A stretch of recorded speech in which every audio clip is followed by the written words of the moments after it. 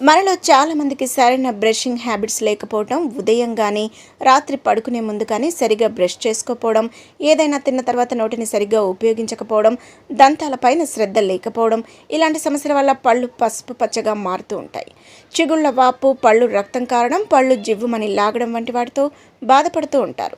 దీనికి ప్రధాన కారణం సరైన బ్రషింగ్ హ్యాబిట్స్ లేకపోవడం. సరైన నిద్ర లేకపోవడం వలన నోటిలో అనేక రకాల సమస్యలు వస్తాయి. దీనివల్ల ఆత్మన్యూనత భావానికి లోనవుతూ ఉంటారు. ఇప్పుడు చెప్పబోయే చిట్కాలు పాటించినట్లయితే కొన్ని రోజుల్లోనే మీ పళ్ళు చక్కగా తెల్లగా మారతాయి. మరి ఈ చిట్కా ఎలా తయారు చేసుకోవాలి, ఏ పదార్థాలు కావాలి చూద్దాం. మొట్టమొదట కావలసిన ముఖ్య పదార్థం వెల్లుల్లి.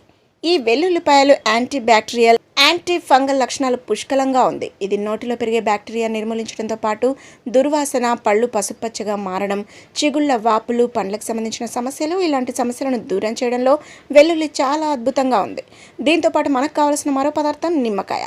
ఈ నిమ్మకాయ సిట్రిక్ యాసిడ్ పుష్కలంగా ఉంటుంది.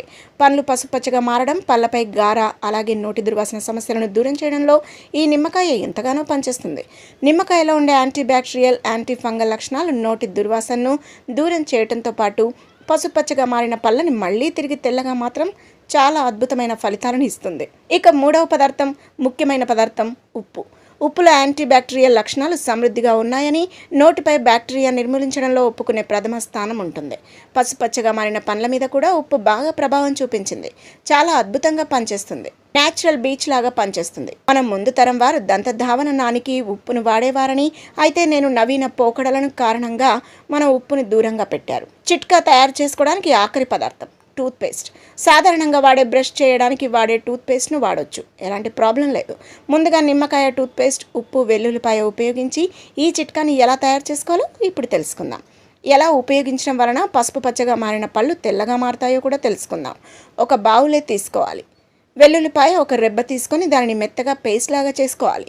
ఈ వెల్లుల్లి పేస్ట్ని ఆ బౌల్లో వేసుకోవాలి. కొద్దిగా ఉప్పు వేయాలి. నిమ్మకాయ రసాన్ని ఒక 1/2 టీ స్పూన్ కలపాలి. మీరు రోజు బ్రషింగ్ ఉపయోగించే పేస్ట్ కొద్దిగా దాంట్లో వేయాలి. దీన్ని మొత్తాన్ని మిశ్రమంలో కలపాలి.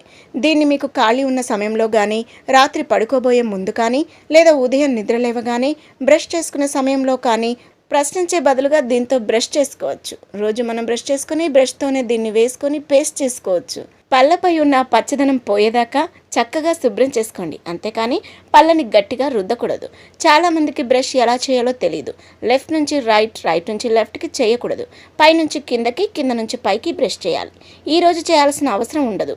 ఈ మిశ్రమంతో వారానికి 2 రోజుల పాటు ఉదయం కానీ సాయంత్రం కానీ బ్రష్ చేసుకున్నట్లయితే తక్కువ కాలంలోనే పళ్ళపై ఉన్న ఆ పసుపు గారిని పోగొట్టుకోవచ్చు.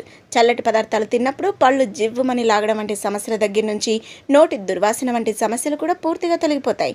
మిలమిలలాడే తెల్లటి పళ్ళు మీ సొంతమవుతాయి. అయితే క్రమం తప్పకుండా వారంలో 2 రోజుల పాటు ఈ చిట్కా ఉపయోగించాలి. దీంతోపాటు ఉదయం, రాత్రి పడుకునే ముందు కూడా రస్ తీసుకోవడాన్ని హ్యాబిట్ చేసుకోవాలి. రాత్రి భోజనం చేసిన తర్వాత కూడా బ్రష్ చేయడం అనేది చాలా మంచిది. ఇలా ఇంట్లో దొరికే ఈ వస్తువులతో పళ్ళ సమస్యలు పూర్తిగా తొలగించుకోవచ్చు.